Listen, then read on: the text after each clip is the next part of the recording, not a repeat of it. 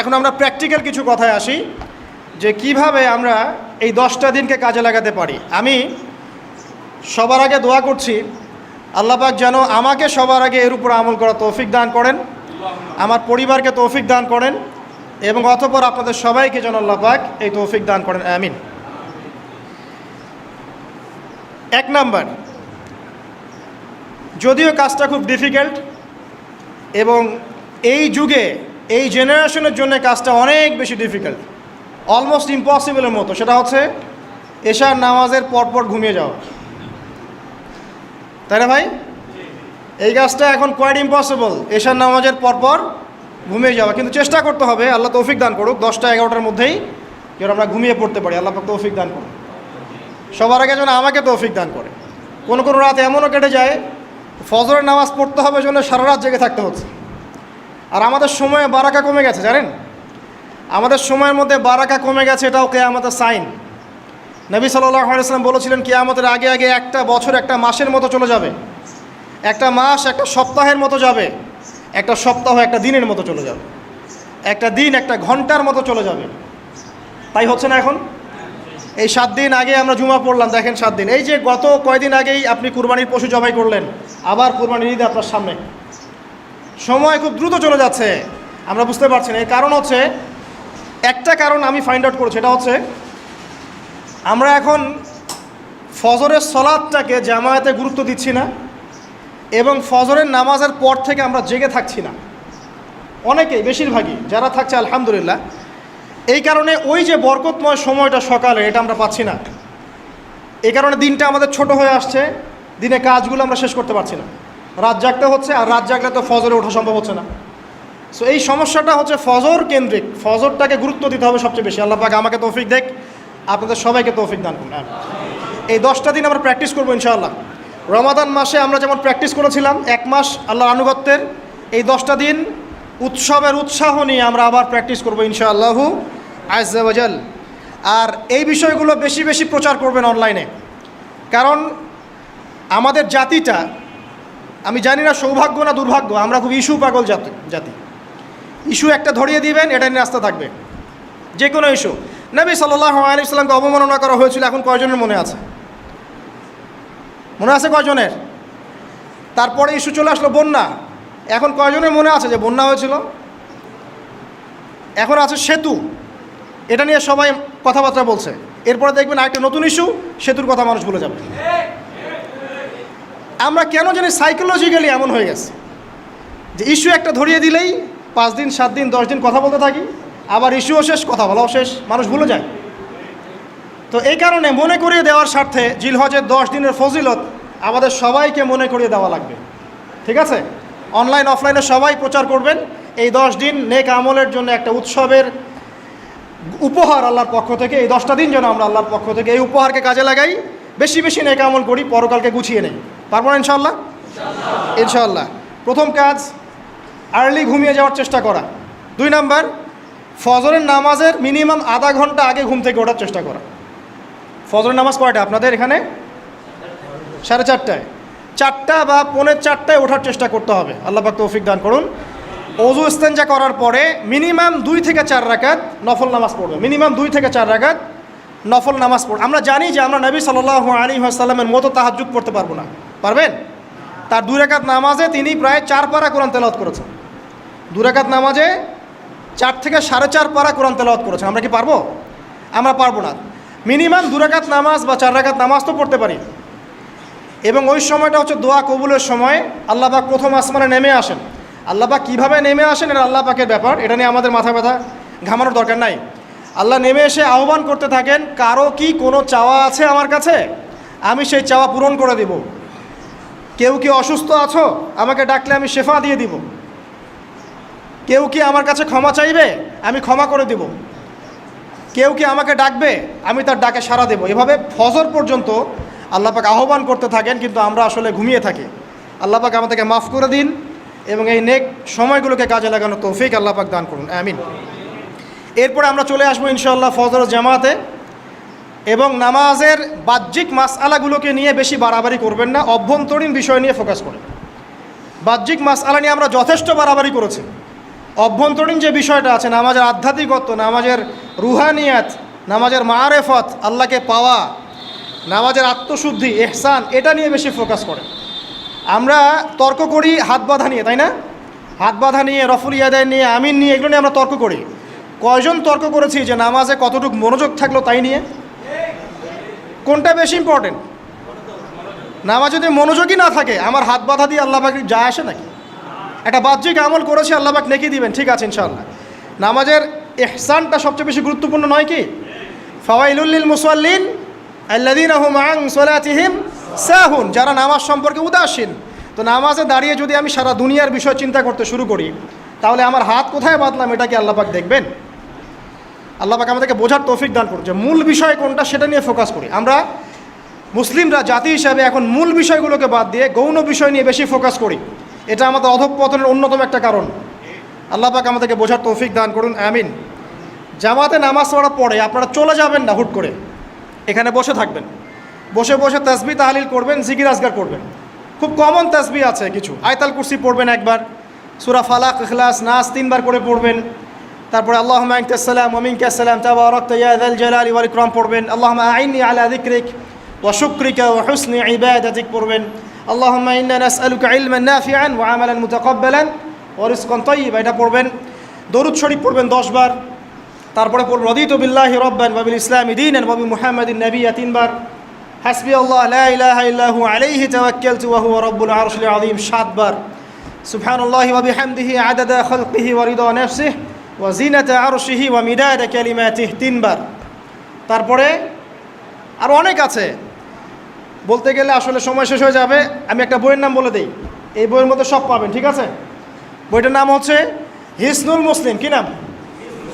হিসনুল মুসলিম। অ্যাপসও আছে, পকেটে অ্যাপস রাখতে পারেন, পকেট সাইজ বই পাওয়া যায়, পকেটে রাখতে পারেন।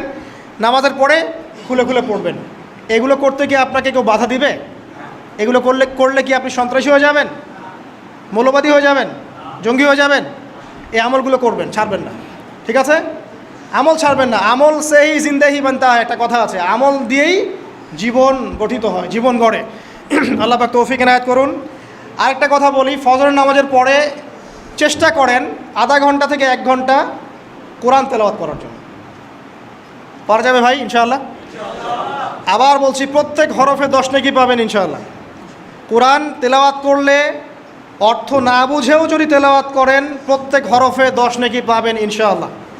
কিন্তু অর্থ না বুঝলে কোরআনের হক আদায় হয় না। আবারও বলছি, আমি যা বলেছি সেটা বলতে আমি দ্বিধা করছি না। আমি বলছি কোরআন তেলাওয়াত করলে প্রত্যেক হরফে আপনি 10 নেকি করে পাবেন। বোঝেন আর নাই বোঝেন, তাফসির বোঝেন আর নাই বোঝেন, অর্থ বোঝেন আর নাই বোঝেন, প্রত্যেক হরফে কি পাবেন? 10 নেকি পাবেন। কিন্তু অর্থ না বুঝলে, অনুধাবন না করলে কোরআন নাজিলের মূল হক আদায় হবে না। কোরআন নাজিল হয়েছে তাদাব্বুরের জন্য, গবেষণার জন্য, কোরআন কেন্দ্রিক জীবন গড়ার জন্য। যদি অর্থ না বোঝেন কেমন করে জীবন গড়বেন? আর যতটুকু বুঝবো আলহামদুলিল্লাহ, যেটা বুঝবো না ওলামায়ে কেরামের কাছে যাবো, জিজ্ঞাসা করবো, জেনে নিব, সিম্পল। আমি তো আর সব বুঝবো না, বুঝবো? আমি তো সব বুঝতে পারবো না। যেটা বুঝবো না আলেমদের কাছে জিজ্ঞাসা করে নেব। কোরআন তেলাওয়াত করুন। এরপর চলে আসেন, যদি পসিবল হয়, ফজরের পর জিকির আজগার করার পর তিলাওয়াত করলেন, এরপর চলে গেলেন, যাওয়ার আগে, মসজিদ থেকে যাওয়ার আগে আপনি অন্তত 2টা রাকাত এই ইশরাকের নামাজ পড়ুন। কিসের নামাজ? ইশরাক। নবীজি বলেছেন, কেউ যদি ফজরের নামাজ জামাতে পড়ে, তারপরে সালাম ফিরানোর পর ওই জায়গাতেই বসে থাকে এবং জিকির আজগার করতে থাকে, সুবহানাল্লাহ 100 বার পড়লো, আস্তাগফিরুল্লাহ 100 বার পড়লো, ঠিক আছে?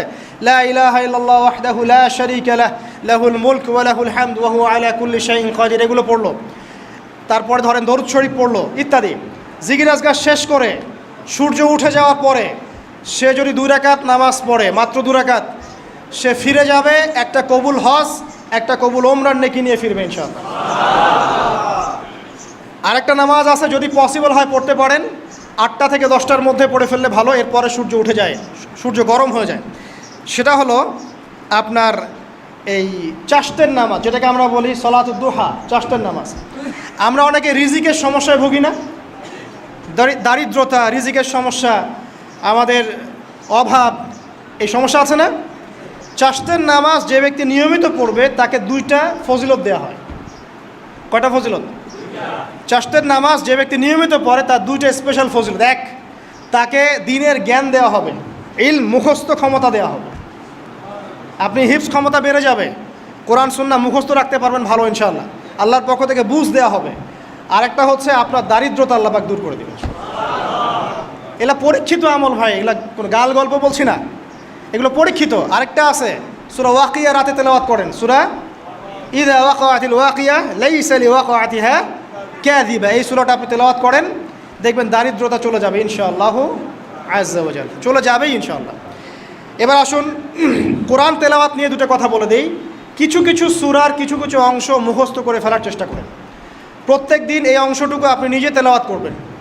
ফর এক্সাম্পল, সূরা বাকারার প্রথম 5টা আয়াত, তারপরে আয়াতুল কুরসি 255 নম্বর আয়াত, সূরা বাকারার শেষের 3টে আয়াত, সূরাতুল আলে ইমরান শেষের 10 আয়াত, সূরা কাহফ প্রথম 10 শেষের 10, সূরা মুমিনুন শেষের 5-7টা আয়াত, সূরা তাওবার শেষ পৃষ্ঠা, সূরা আহজাবের শেষ পৃষ্ঠা, সূরা ফালাক, সূরা নাস, সূরা ইখলাস, সূরা কাফিরুন, সূরা জিন এর প্রথম 10টা-20টা আয়াত, এছাড়া আরও সূরা হাশর শেষের 5-7টা আয়াত। এগুলো মুখস্থ করে ফেলেন, প্রতিদিন এগুলো আপনি চর্চা করবেন, পারবেন ইনশাআল্লাহ। প্রত্যেক দিন যদি কোরআন তেলাওয়াত করেন একটা নেকি আছে, একটা ফজিলত স্পেশাল, সেটা হলো কোরআন কিয়ামতের মাঠে আপনার পক্ষে সুপারিশ করবে। আর কোরআন যার পক্ষে সুপারিশ করবে ইনশাআল্লাহ তাআলা সে জান্নাতে চলে যাবেই ইনশাআল্লাহ। আর কোরআন যার বিপক্ষে সুপারিশ করবে তার কি জান্নাতে যাওয়ার কোনো সুযোগ আছে ভাই? আল্লাহ বোঝার তৌফিক দেখ, আমিন।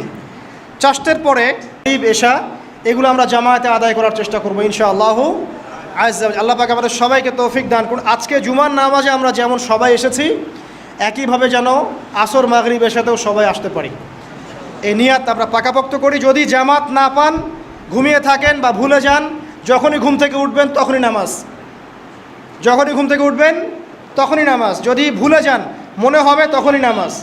ঘুমিয়েছিলেন, ফজর হয়ে গেছে, 8টা বেজে গেছে, উঠবেন, আগে ফজরের নামাজ কাজা করবেন, তারপরে অন্য কিছু ছাড়ার কোনো অবকাশ নাই।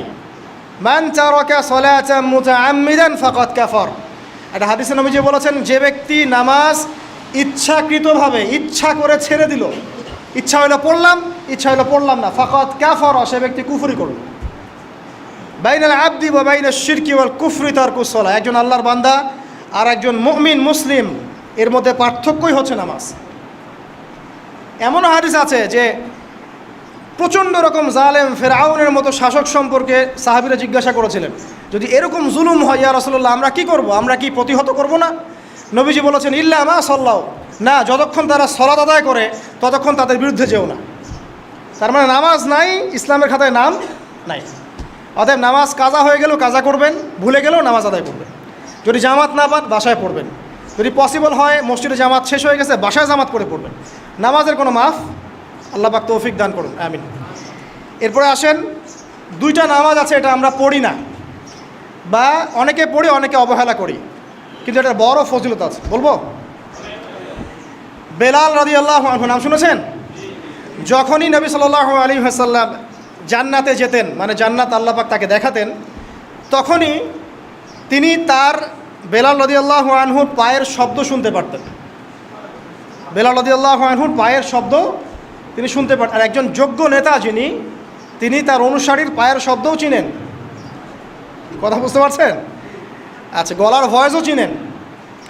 তো বেলাল রাদিয়াল্লাহু আনহুকে তিনি জিজ্ঞাসা করলেন, ইয়া হে বেলাল, তুমি কি এমন আমল করো যার ফলশ্রুতিতে তুমি জান্নাতে আমার সামনে সামনে হাঁটছো? সুবহানাল্লাহ। কোন বেলাল? যিনি একজন কৃতদাস ছিলেন, নিগ্রো, কালো, দেখতে হয়তো আপনার আমার মতো সুন্দর না, তাই না? আফ্রিকান মানুষ, যাকে ওই যে রোদের মধ্যে শুয়ে পিটানো হয়েছিল, হয়নি? সেই বেলাল রাদিয়াল্লাহু আনহু, সুবহানাল্লাহ। তখন তিনি বলছেন, ইয়া রাসূলুল্লাহ, আমি তো এমন কোনো আমল করি না, আপনারা যা করেন তাই করি, তবে যখনই আমার অজু ছুটে যায়, অজু ভেঙে যায়, আমি তখনই অজু করি, আর সেই অজু দিয়ে আমি 2 রাকাত নামাজ পড়ি। এই নামাজটাকে কি বলে? তাহিয়াতুল ওযু। এই তাহিয়াতুল ওযুটা আমরা আদায় করার চেষ্টা করবো, আল্লাহ পাক তৌফিক দান। আরেকটা আছে তাহিয়াতুল মসজিদ। দেখবেন অনেকেই মসজিদে আসি আমরা ধাপ করে বসে পড়ি, তাই না? আসলে কিন্তু মসজিদে এসে 2 রাকাত নামাজ পড়ে বসা সুন্নাত। মসজিদে একটা হক আছে মসজিদে, আসলেন 2 রাকাত নামাজ পড়লেন, সংক্ষিপ্ত আকারে পড়লেন, পড়ে বসবেন, এটা করা উচিত। আল্লাহ পাক তৌফিক এনায়েত করুন, আমিন। এরপরে আসেন এই 10 দিন কি করব আমরা, এগুলোর পাশাপাশি বেশি বেশি তাকবীর দিবেন।